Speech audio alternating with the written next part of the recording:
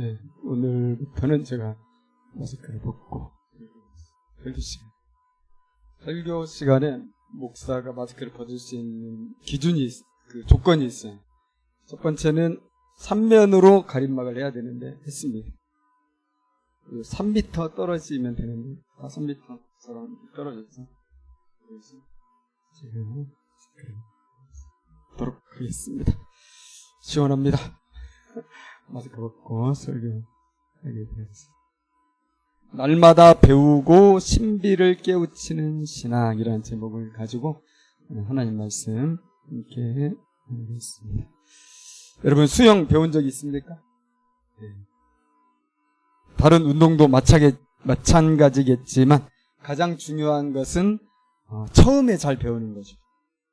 기본이 잘 돼 있어야 그 위에 제대로 된 기술을 발전시킬 수 있겠죠. 처음에 잘 배워야 되는데 그것이 어려운 사람들이 있어요. 이 사람들은 어떤 사람들이냐면 그쪽 방면에 이미 자기의 세계를 형성한 사람이죠. 자기 틀을 이미 가지고 있어요. 그런 사람은 배우기 어렵지. 예를 들면 어린 시절에 배운 개헤엄 있잖아요. 이 개헤엄을 오랫동안 쳐온 사람은 자유형을 정식으로 배우려고 할 때 그 틀을 깨야 되기 때문에 어려움이 있기 마련이죠. 그래서 뭐든지 잘 배우는 사람을 보면요, 그 방면에 있어서 아무것도 모르는 사람이, 한마디로 좀 무식한 사람이고 초심자, 처음으로 경험해보는 사람이죠. 아무것도 모르니까 그저 시키는 대로 100% 순종을 하고 그러면 실력이 일취월장 성장하게 되겠죠. 우리 믿음 생활도 그런 점에서 시사점이 있다고 생각이 들어요. 결국은 믿음 생활이라는 건 뭐냐, 신앙생활이라는 건 뭐냐면 하나님이 어떤 분인가를 새롭게 깨닫고 그 부분에 있어서 계속해서 잘하는 것이거든요. 그런데 나름의 틀을 가지고 있게 되면 어느 사이인가부터 그런 것들이 형성돼 버리면 더 이상 성장하는 게 어렵죠. 처음 신앙 생활할 때 대부분 다 뜨겁잖아요. 제가 보면 그때 안 뜨거운 사람 거의 못 봤어요. 처음에 하나님을 알아가고 또 그때는 기도의 체험도 막 이렇게 신선하죠. 그러다 보니까 신앙생활이 즐겁습니다. 호기심도 계속 있고요. 계속해서 성장해 가는 것을 이렇게 보게 되죠. 그런데 그 뜨거움을 계속 유지하는 사람도 많이 본 적이 없는 것 같아요. 이유는 알겠죠? 신앙 초기에는 그런 호기심도 있고 또 새로운 경험들을 해나가지만 이제 어느 정도 신앙 경험이 생기고 1, 2년이 지나면 나름대로 자기의 어떤 틀을 가지게 돼요. 신앙생활은 이런 것이구나. 교회 생활은 이렇게 하면 되는 거구나. 하나님은 그런 분 같아. 그런 생활이 좀 길어지면 자기 확신을 갖게 되고요. 그것이 우리들의 어떤 영적인 성장에 큰 방해가 됩니다. 더 이상 알고 싶은 마음이 없어요.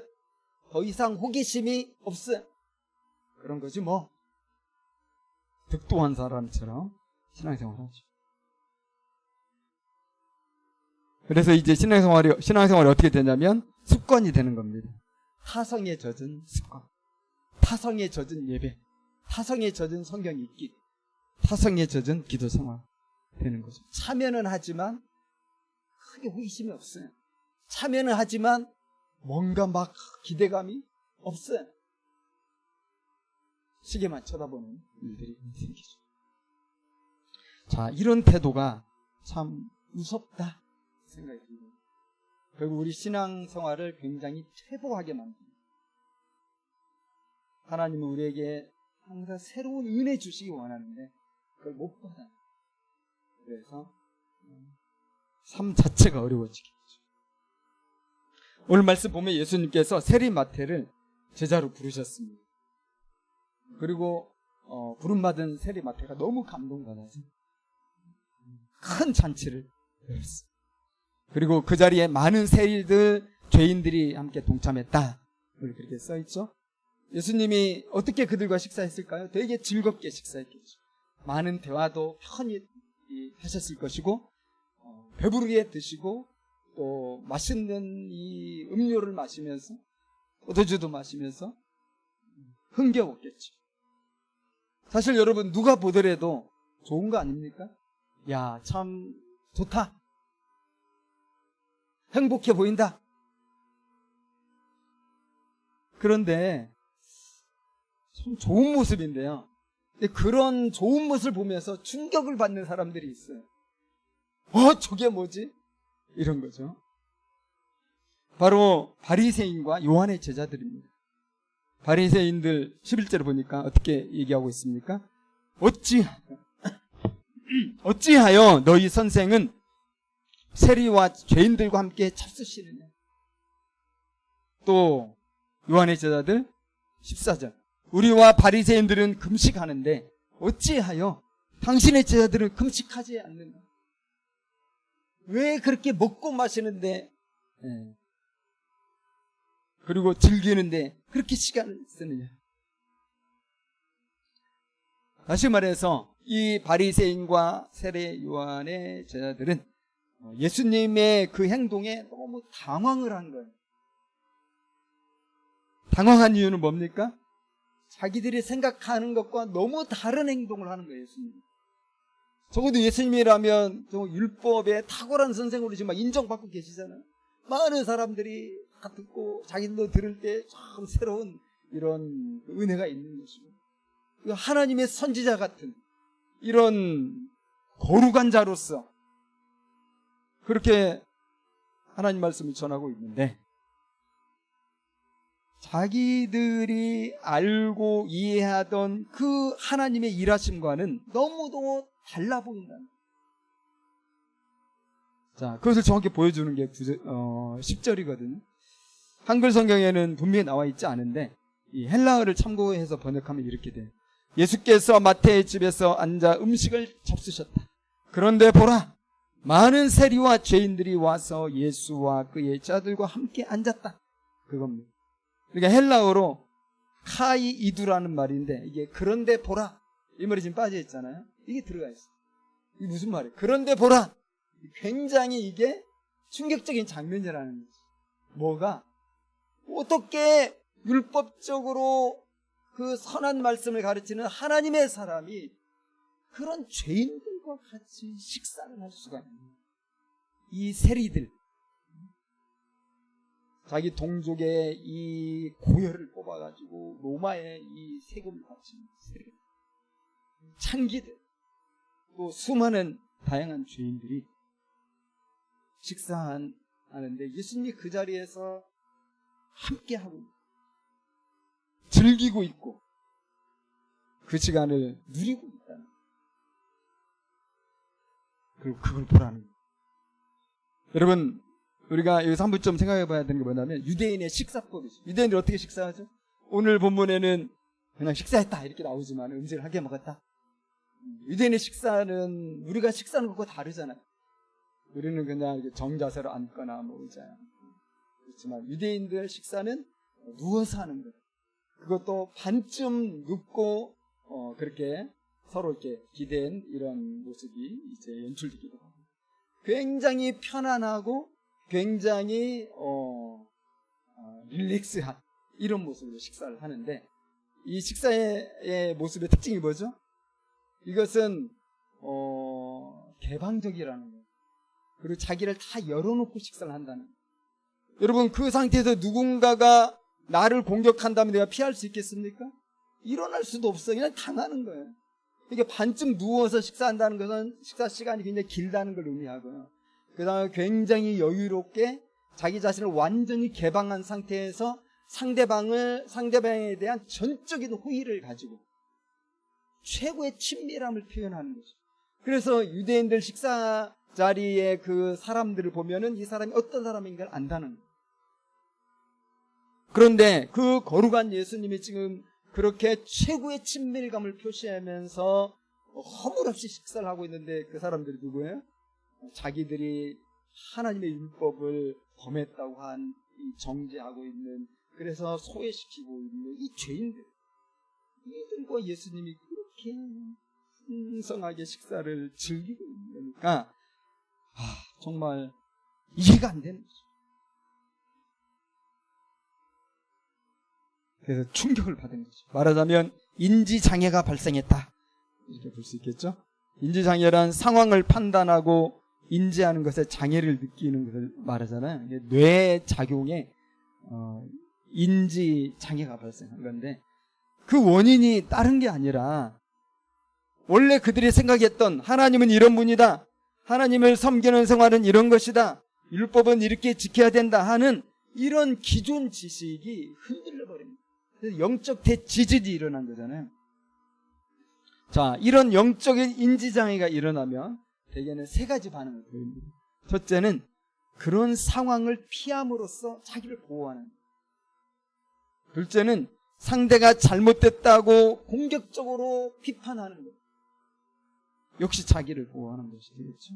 세 번째로는 돌이켜서 회개하고 자기 자신을 과감하게 바꾸는 것입니다. 자, 본문의 바리새인과 요한의 제자들은 어떻게 했어요? 그들이 예수님을 공격적으로 비난을 했거든요. 당신이 도대체 왜 그러냐? 그러니까 이 두 번째 해당한다고 볼 수 있겠죠. 그러나 여러분, 그렇게 무조건적으로 방어적인 태도를 하고 공격적인 태도를 하면요, 우리는 결코 하나님을 새롭게 경험을 할 수가 없어요. 하나님을 새롭게 체험할 수 없고, 그래서 하나님을 아는 지식에 있어서 우리가 더 발전할 수가 없는 거죠. 여러분, 바리새인들은 종교 기득권자들이잖아요. 그 당시 유대 사회의 종교 권력을 가진 자고, 부하고 또 명예로 이런 위치에 있는 사람. 요한의 제자들도 보면요, 세례 요한의 가르침을 제대로 따랐다 하면 예수님을 잘 섬기고 예수님을 따라야 되는데, 그들은 세례 요한의 그 가르침을 자기들 식으로 해석하고 해서 자기들만의 어떤 공동체를 이루면서 배타적인 이런 종교단체를 이루고 살고 있거든요.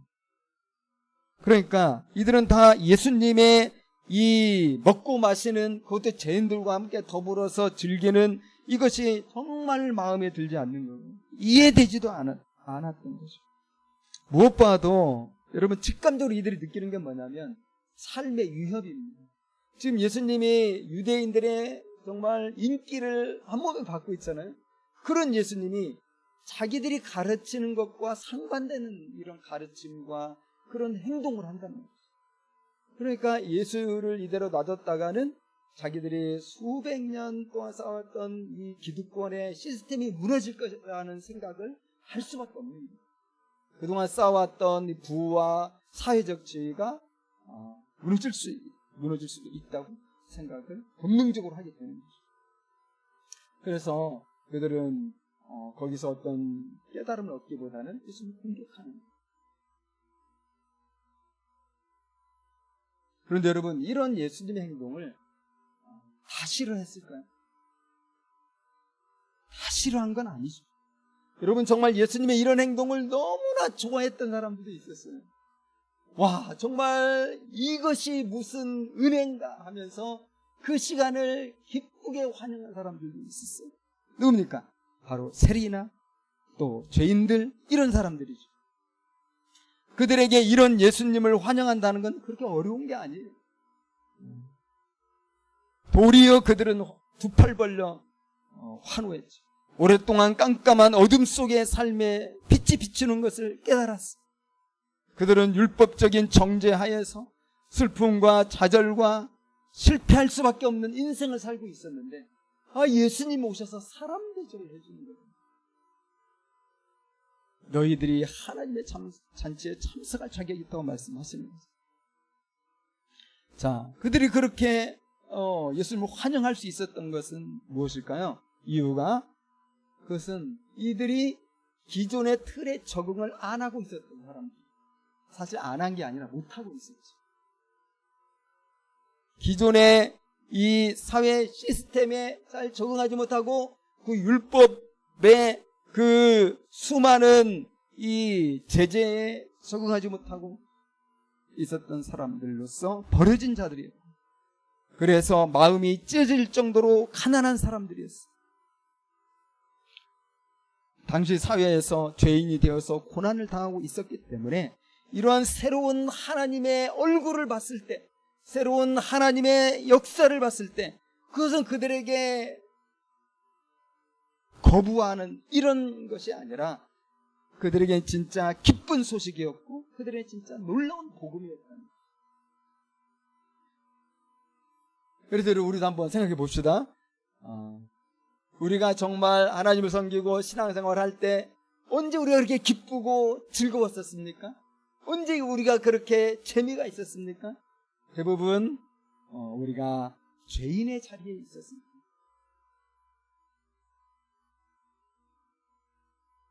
내가 진짜 죄인이구나. 내가 정말 악하구나. 내가 정말 아무것도 아니구나. 이런 것을 우리가 뼛속 깊이 느낄 때는 그런 상황에 드려지는 예배는 항상 은혜로웠습니다. 그런 상황에서 하나님의 이름을 부르며 기도할 때는 항상 응답받는다고 생각을 했죠. 그런 상황에서 우리가 찬송을 부를 때는 정말 마음 다해서 그 가사에 완전히 꽂혀가지고 정말 눈물을 흘리면서 찬송을 했죠. 다 여러분 그런 경험 있지 않으십니까? 지금도 여러분 은혜롭습니까? 그런데 어느덧 우리가 영적인 호기심을 다 잃었습니다. 자기 틀에 갇힌 채 의인의 자리에 앉아있는 모습, 이런 모습 혹시 우리가 아닌가 하는 거죠. 여러분 그것이 우리들의 모습이라면 우리는 죄인의 자리를 회복해야 될 것입니다. 왜냐하면 예수님께서는 더 이상 배우고 깨칠 것이 없는 배부른 의인을 부르러 온 것이 아니기 때문입니다. 언제나 갈급한 죄인들을 부르러 오셨기 때문이죠. 그래서 주님은 13절에서 이렇게 말씀하셨죠. 너희는 가서 내가 긍휼을 원하고 제사를 원하지 아니하노라 하신 뜻이 무엇인지 배우라. 나는 의인을 부르러 온 것이 아니요 죄인을 부르러 왔노라. 사랑하는 여러분, 예수님은 죄인들의 예수님입니다. 그러므로 우리가 죄인의 자리에 있는 것이 가장 중요한 거예요. 별로 고칠 것이 없는 의인의 자리가 아니라 죄인의 자리에 우리가 항상 있어야 합니다. 물론 이것은 죄를 더 지으라는 건 아니죠. 왜 그렇습니까? 이미 충분히 죄인이에요. 이미 충분히 죄인인데도 왜 의인의 자리에 있습니까? 그만큼 우리가 교만하다는 거예요. 그만큼 우리가 영적으로 부해져. 진짜 문제는 그겁니다. 충분히 죄인인데도 그걸 잘 모른다는 거예요. 그걸 인정하지 못한다는 거예요. 그래서 의인의 자리에 머물러 있는 거예요. 그런 마음으로 우리 주님을 만날 수 없습니다. 우리가 새로운 영적 진리를 깨우칠 수가 없습니다. 배울 수가 없습니다. 여러분, 예수님은 배우라고 배워라. 구약의 호세아 선지자가 이렇게 말했는데 너희들이 좀 배워야 되겠다. 너희들이 배우지 못하니까 여전히 예전의 틀에 묶여 있으니까 너희들이 깨닫지 못하는 거고 깨닫지 못하는 거니까 하나님 나라에 들어가야 일을 하는 것이죠.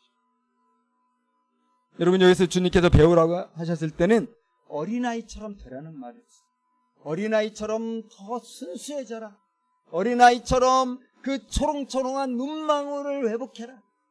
여러분, 우리 아이들 보면 그렇지 않습니까? 공동육아나 하나만 학교 아이들 보면 눈동자가 살아있잖아요. 호기심 어린 그 눈빛. 그리고 항상 배우려고 합니다.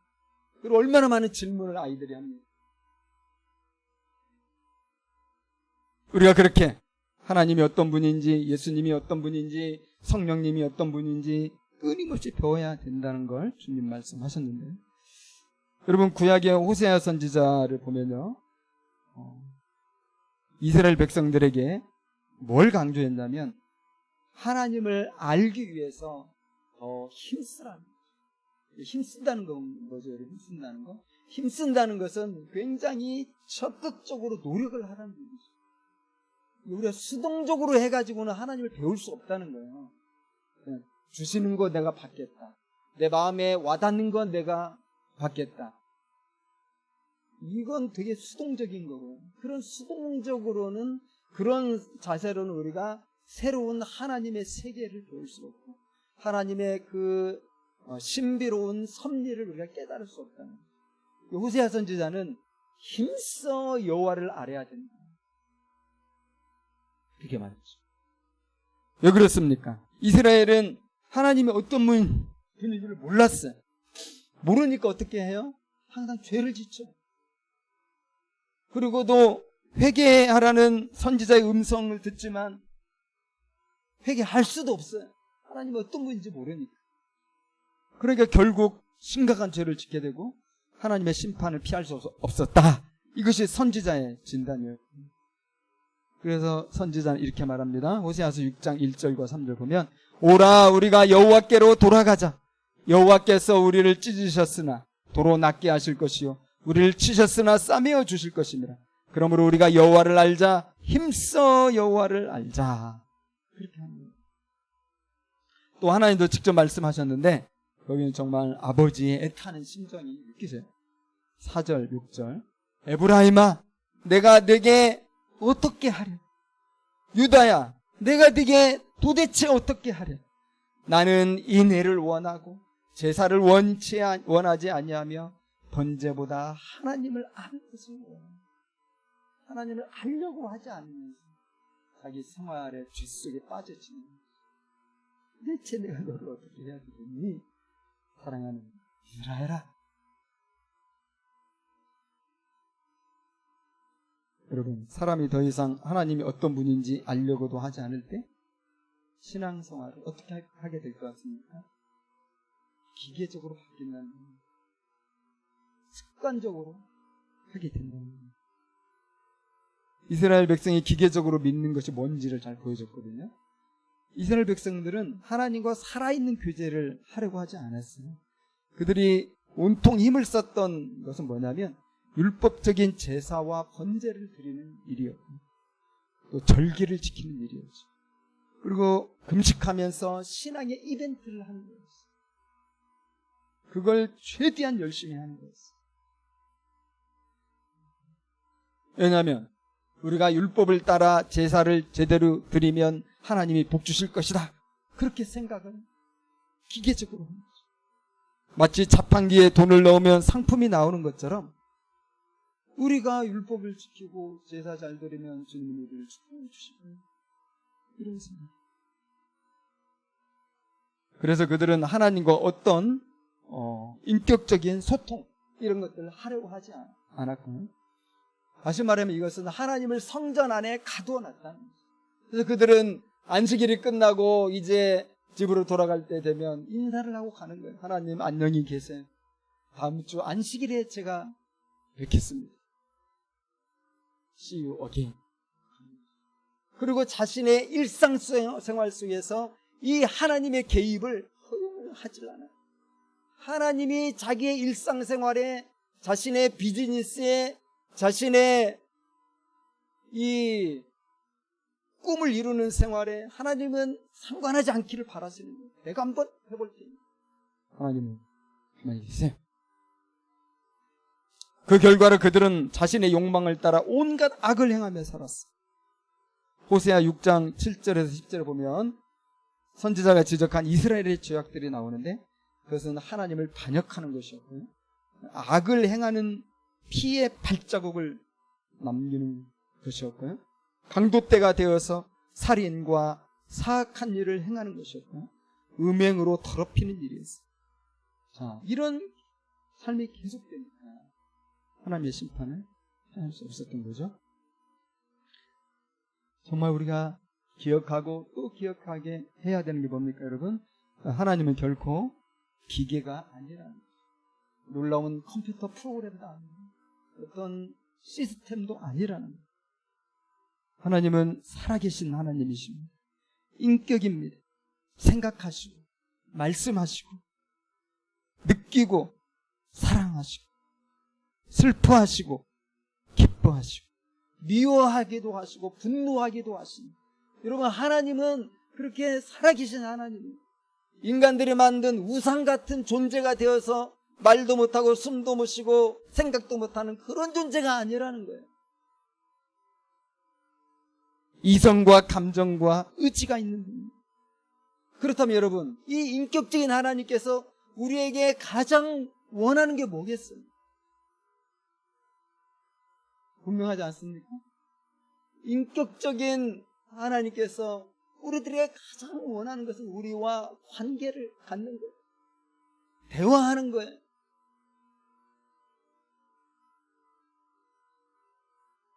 여러분, 생각해 보시기 바랍니다. 우리가 살아가는 세상에서 가정이나 직장이나 이런 곳에서 우리가 대화를 하지 않고 살아간다? 이건 생각할 수 없는 거 아닙니까? 대화하지 않고 서로 알아가려 하지도 않고 그저 각자가 자기 하고 싶은 대로만 하면서 살아간다면 이 사회는 일순간에 지옥이 되겠죠. 사실 지옥은 다른 것이 아니라 교제가 없는 거예요. 더 이상 상대방의 무관심, 상관없는 거예요. 여러분, 주님과 우리의 관계가 그러면 안 되겠잖아요. 하나님과 동행한다는 건 뭐냐면 하나님과 계속 대화하는 거고요. 그러면서 그 뜻을 알아가는 것이고요. 그리고 그 뜻을 행하는 것입니다. 이것이 하나님과 동행합니다. 그래서 미가 선지자가 6장 6절에서 8절로 했던 말씀, 그 말씀이죠. 내가 무엇을 가지고 여호와 앞에 나아가며 높으신 하나님께 경배할까? 내가 번제물로 1년 된 송아지를 가지고 그 앞에 나아갈까? 여호와께서 수양이나 만만의 강물 같은 기름을 기뻐하실까? 내 허물을 위하여 내 마다들을 드릴까? 내 영혼의 죄로 말미암아 내 몸의 열매를 드릴까? 사람아, 주께서 선한 것이 무엇임을 내게 보이셨나요? 여호와께서 내게 구하시는 것은 오직 정의를 행하며 인자를 사랑하며 내 하나님과 함께 행하는 것이 아니라. 여러분, 호세아 선지자도 그렇지만 미가 선지자도 그렇습니다. 가장 중요하게 생각하는 것은 절기를 지키고 제사를 드리고 어떤 종교의 이벤트를 하는 것이 아니라 살아계신 하나님과 항상 24시간 항상 동행하는, 그리고 그분을 배우고 그분의 뜻을 행하는 것입니다. 저는 참 감사하게 생각하는 건 뭐냐면 우리 예수님은 절대로 지치지 않는 선생님이라는, 우리를 가르치심에 있어서 절대로 포기가 없으신 선생님이십니다. 더군다나 이 선생님은 항상 사랑과 친절로 무장이 되어 있습니다. 그래서 우리를 항상 인도해 주시는 선생님이십니다. 마태복음 11장에도 보면 주님은 다시 배우라고 초청해 주셨죠. 29절과 30절에 보면 나는 마음이 온유하고 겸손하니 나의 멍에를 메고 내게 배우라. 그리하면 너희 마음이 쉼을 얻으리니 이는 내 멍에는 쉽고 내 짐은 가벼우니라. 우리가 왜 이렇게 힘들어요? 못 배워서 그래요. 예수님께 배우면요, 예수님의 짐이 쉬워져요. 못 배우니까. 자기 고집에 묶여 있어가지고 자기 틀에 매여 있었어. 그걸 못 깨니까 그 안에 살 수가 없어요. 그러니까 힘든 거예요. 자, 주님은 내게 배우라 그러셨는데 승천하셨죠. 주님은 승천하셨지만 계속해서 우리가 배울 수 있도록 성령님을 보내주셨어요. 그래서 여러분, 성령님은 다른 말로 어떤 이름입니까? 진리의 영이죠. 요한복음 14장 17, 26. 그는 진리의 영이라. 보혜사 곧 아버지께서 내 이름으로 보내실 성령, 그가 너희에게 모든 것을 가르치고 내가 말한 모든 것을 생각나게 하리라. 요한복음 16장 7절 13, 14절. 내가 그를 너희에게 보내리니 진리의 성령이 오시면 그가 너희를 모든 진리 가운데로 인도하시고 그가 스스로 말하지 않고 오직 들은 것을 말하며 장래일을 너희에게 알리시리라. 우리 예수님은 그렇게 우리를 향해 포기하지 않으시고 우리를 가르쳐주시고 우리를 알려주시고 장래일도 깨닫게 하시면서 인도하십니다. 그래서 여기서 가장 중요한 건 뭐죠? 우리가 이 대화를 계속 유지해가는 거예요. 입을 닫으면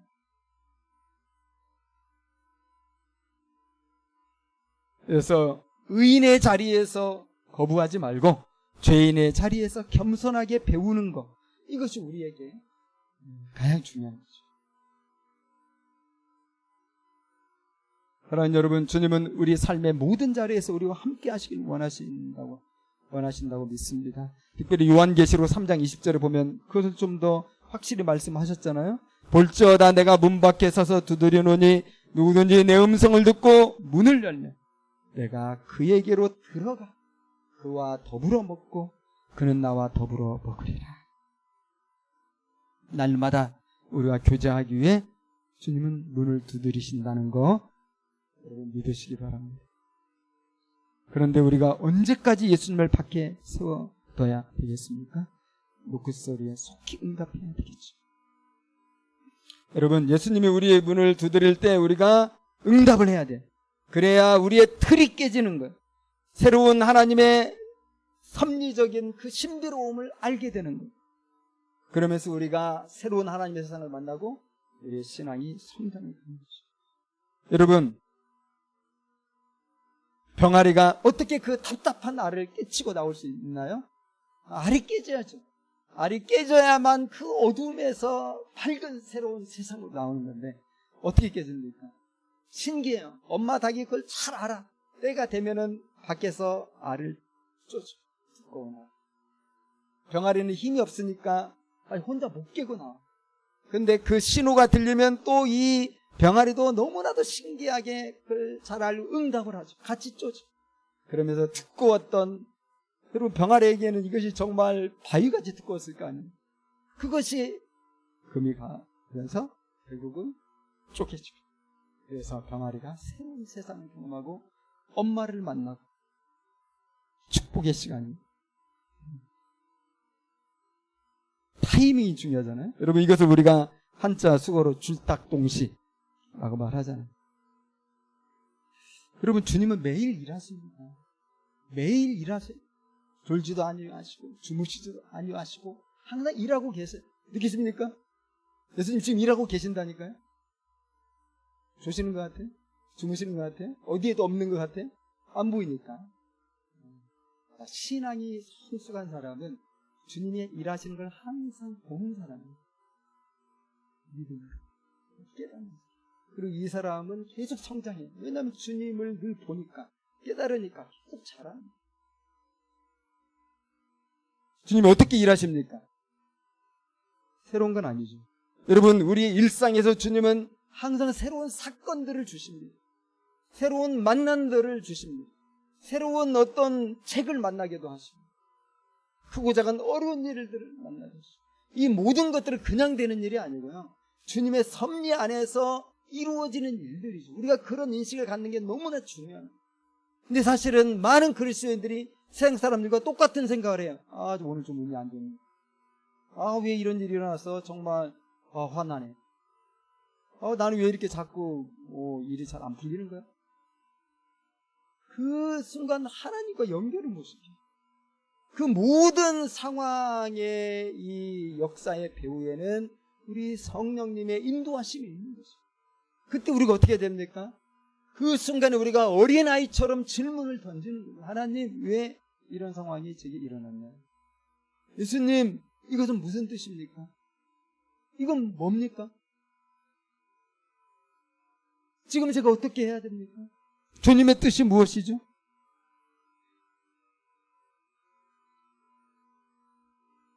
사랑하는 여러분, 바리새인들과 요한의 제자들에게도 그런 것처럼 우리 삶에도 당황스러운 사건들이 일어날 것입니다. 그때 우리는 세 가지 선택 중에 하나 할 수 있겠죠. 상황을 피함으로써 자기를 보호하는 길을 선택할 수 있습니다. 아니면 상대가 잘못됐다고 공격적으로 비난하고 비판할 수 있습니다.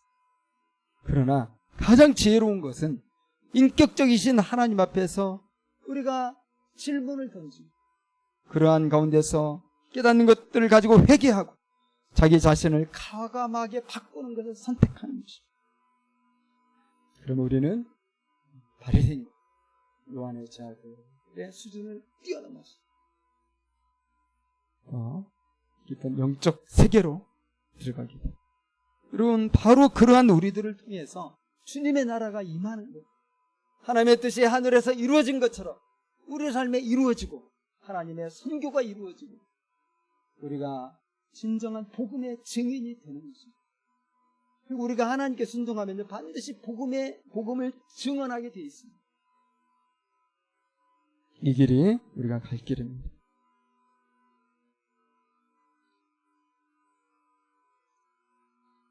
우리를 늘 깨우치고자 하시고 인도하시는 이 성령님의 이 역사하심 열려있고 동행하는 저의